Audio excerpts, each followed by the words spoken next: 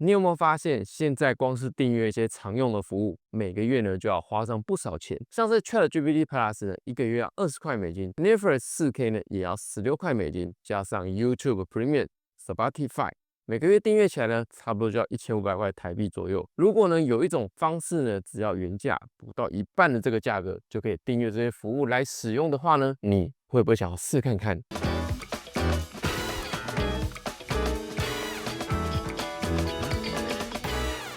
这种方式呢，其实已经流行一阵子了，基本上叫做账号合租的平台。什么意思呢？简单的说呢，就是把一个付费账号拆成了好几个人呢一起共用，就像你租一间套房可以找人一起分房租一样。Netflix 呢本来就是一个账号呢可以开5个子用户，那为什么不干脆分开卖？大家省钱呢又方便。Spotify、YouTube、ChatGPT Plus 这些原本一人一组的账号，有些呢可以用共享 cookie 或者是呢家庭群组的方式，让大家一起合租。这个呢就是合租平台，它帮你呢找到合租的这个室友，配好账号。管好登录的方式，风险呢也控制呢在可接受的范围内，你不用自己找人合买，也不用担心这些账密会乱传，只要呢每月固定付费，你就可以轻松用到服务。对大部分人来说呢，这种每月低风险、低成本的租借方式，CP 值呢真的是爆高的。接下来呢，我就用我最近在测试的这个平台 GoingBus 实际来给大家看一下，登录这些账号呢看起来呢是什么样子。后面呢也会跟大家分享合租平台呢应该注意哪些事情。以及有什么样的风险。先带大家看一下呢，Going Plus 呢它有哪些服务可以购买。首先第一个是全家包，这个注册之后你每个月只要1.88块美金，这边看到的数字单位呢都是美金，然后你可以直接透过这个呢，直接在网页上呢一键去启动 Netflix 啊、Disney Plus 这些服务，然后可以直接去做使用。不过它有限制，它就是只能在 Windows 跟 Mac 上直接用浏览器去使用，所以这个就看大家自己的需求。如果你是电脑派的人呢，那你可以用这样的服务。也是蛮划算的。剩下呢，像是有 GPT Miro，然后 GPT Plus 这两个有什么差别？我等下会跟大家分享一下。比较常用的像是有 Netflix，然后 YouTube Premium。Spotify 的音乐服务，然后 Disney Plus，往下呢这边就是比较一些专业的需求，那就是看大家有需求啊，可以去选择使用。我们今天呢就针对呢像大家比较好奇的比如说 GPT Miro 跟 GPT Plus 有什么差别，还有 Netflix 登录之后呢会是像什么样子，然后以及 Spotify 登录的状况。这些服务呢，那我都已经有各订阅一组，然后等一下会来登录实测给大家看看。好，当你购买之后呢，在你的账号里面会有个订阅的服务，那这边都可以查看到你所有购买的资讯。这边我们就先来介绍一下大家最近可能比较热门，也可能会想要订阅看看的 ChatGPT 的部分，主要有分成 ChatGPT Plus 跟 ChatGPT 的 Miro，这两个有什么不同呢？GPT Plus 呢，你看一下哦，它是直接提供你账号跟密码。可以直接使用，然后这边呢也会让你知道呢谁跟你并在一起使用，比如像我现在这个账号刚好没有人使用，只有我一个人啊，其实还蛮好的。然后像在登录的时候，如果有需要验证码的时候，这边我会有点击取得验证码可以使用，所以呢这个平台呢都考到相关登录的问题。那现在呢我们先来登录看看这个 ChatGPT 的部分。好，这是我刚刚用那个账号登录进来的状况，你可以看到，因为我这个账号呢刚好目前还没有合租的室友，所以呢。你可以看到这边旁边的专案啊，或者是对话呢，非常的干净。只有这边有个你好对话，这个呢是 ChatGPT 刚进来的时候的一个对话而已。好，那我们可以来确认一下账户的一些状况，比如说你可以看到右上角图示，确认呢它是 Plus 的版本。那使用上呢，基本上就是和你自己订阅 Plus 呢是一模一样的。只不过呢，如果是在合租的账号情况下呢，大家所有的对话以及新增的专案全部都会显示在这里。所以大家如果是订阅 Plus 的版本，然后以账号登录的情况下呢，建议不要上传重要的资料，或是做一些延续性的工作，因为呢，别人可能会直接把你的对话记录删掉，这是不好说的。比如像这样，它可以删除啊，这个对话记录就消失了。那或者是呢，我进入设定之后，我可以在这边呢删除所有聊天的内容。如果有人做这件事情的话呢，这边所有的记录都会消失掉。那原则上使用呢，就是跟你 Plus 版本一模一样，只是它是用合租的方式，大家一起共用。这是 GPT Plus 的部分，没有太大的问题，就是要注意使用的时候呢，不要上传比较重要的资料或是延续性的工作哦。再来下一个，我们来看一下 GPT Miro 到底是什么东西。它其实就是用一项技术，让你可以直接在网页上不需要登录就可以进到他们已经预设好的这个一些账户。你看哦，它这个只有给你一个查看车队，我们来点击看看。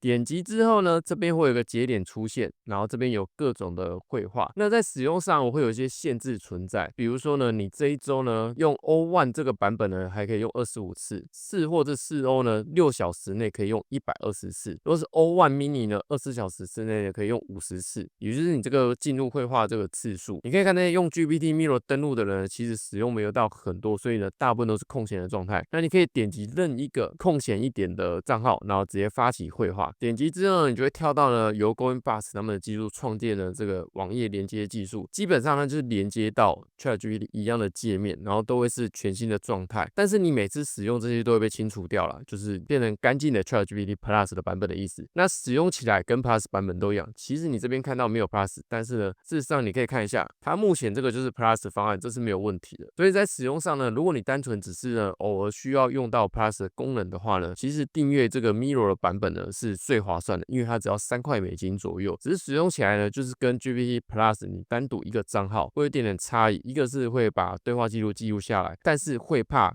被别人删除。另外一个呢，就是你直接使用它的功能，但是对话记录呢是无法记录下来的。主要差别就在这里，就看你自己的需求来选择使用就可以了。好，再来 Netflix 呢，我们来试给大家看一下。一个 Netflix 账号呢，底下其实可以开5个子用户来使用。这个所谓子用户呢，其实都是登录同一个账号，只是我们可以分开不同用户，然后设定。接下来我们来登录一下 Netflix 的部分给大家看一下。Netflix 的部分呢，它就是会提供你账号跟密码，并且告诉你你应该使用账号里面的哪一个子账号。比如说我点击密码的时候，它会跟你说记得要使用子账号 Number 2，这边你可以看一下 Number 2，那你可以自己改一下你自己要用的名称，但是记得维持这个2要留着，然后你就按显示密码，这边就可以看到你的账号密码。往下这里呢，可以确认拼友，就是呢跟你一起共享这个 Netflix 账号的人有哪些，就确认一下你这账号到底目前有多少人可以使用。接下来我们就可以登录这个 Netflix 来看一下。Live dating show where singles test their chem. 好，登录的时候就会出现像这样的画面，那就是请你使用 Number 2嘛。记得呢，其实你可以自己设定一下 PIN 码会比较安全。比如说像你看这个 Number 1、Number 3这2个人他都没有设定 PIN 码，也就是呢，别人都可以直接点击他的子用户进去，就影响到他自己使用的观看的内容啊，或者是你曾经看过的这些保留下来的进度。那比如说我现在点 Number 2这个好了，它会需要 PIN 码，对不对？那这个 PIN 码要去哪里找呢？其实你不需要找，你只要点管理个人资料。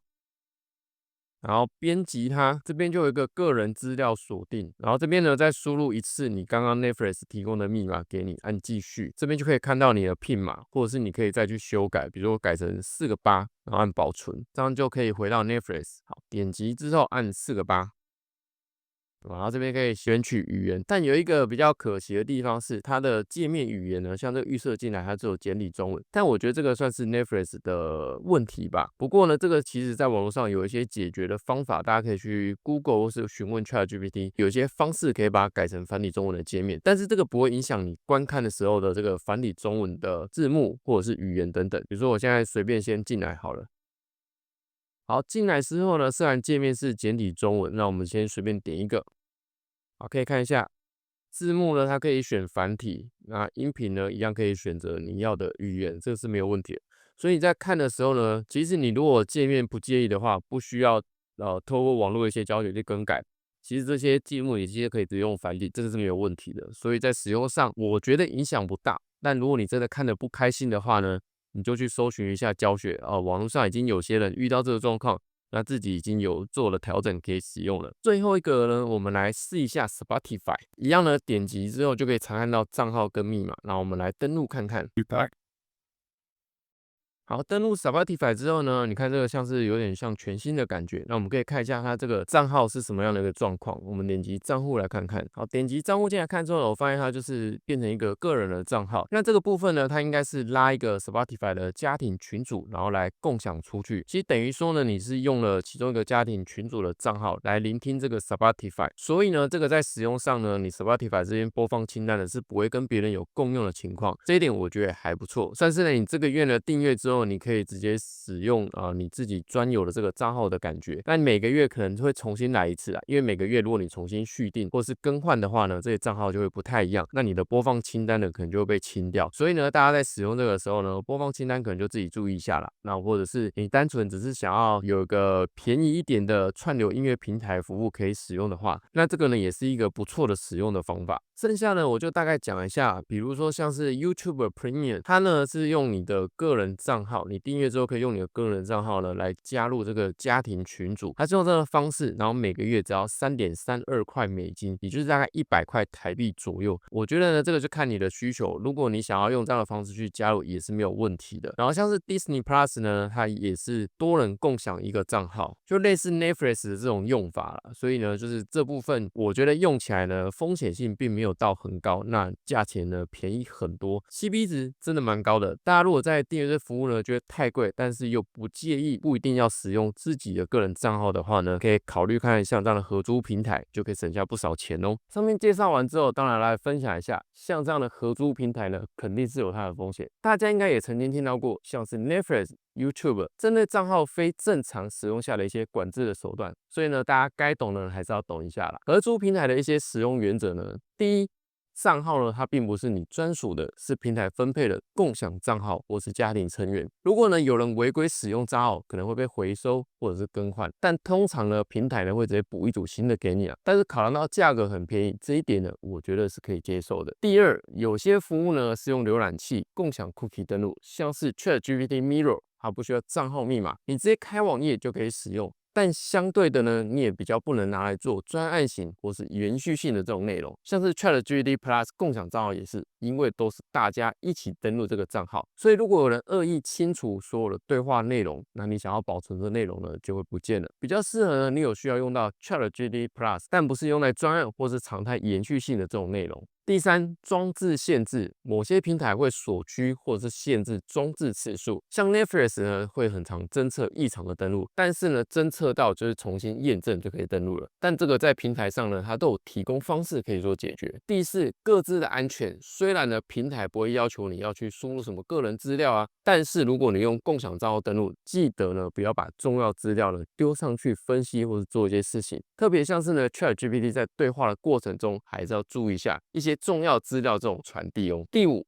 这个一切呢都是月租制，所以呢风险算是蛮可控的。就算账号呢有问题的话，或是严重到平台真的整个消失的话，一个月呢你就是损失个几块美金，其实是可以接受的啊，反正没有绑约，也不会自动扣款。总结一下呢，这种方式呢很适合想使用付费账号，但又觉得价格很贵，可以用原价不到一半的价格呢用到一样的服务以及功能。特别我觉得像学生啊、创作者啊、小资族，或者是呢你只是偶尔想要用到的人，这样合租平台呢，我觉得它可以帮你找好室友来分担这个费用，每个月呢省下的金额累积下来，真的是蛮可观的啦。那大家自己有试过这一类的合租平台吗？你觉得划算吗？还是担心账号稳定度呢？大家也可以留言呢聊聊你的看法。那你也可以许愿一下，下次我想要实测的这个服务。今天呢我们就分享到这边，喜欢今天的影片呢，别忘了订阅、分享、开启小铃铛，下次见喽，